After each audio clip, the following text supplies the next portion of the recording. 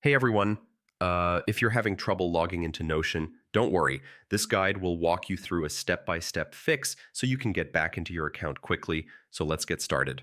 First, double check your email and password. Make sure there are no typos and that caps lock isn't on, because even a small mistake can stop you from logging in.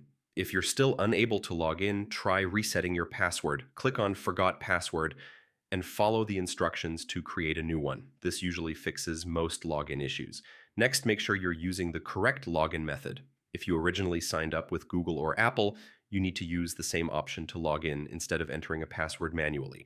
Now, try clearing your browser cache or logging in from a different browser or device. Sometimes saved sessions or corrupted cache files can block login attempts. Also, make sure your internet connection is stable and check if Notion servers are down.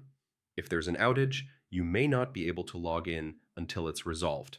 If you're using a browser, try disabling extensions temporarily. Some extensions can interfere with login requests and cause errors. And yeah, that's it.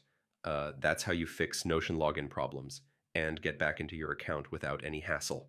Hey everyone!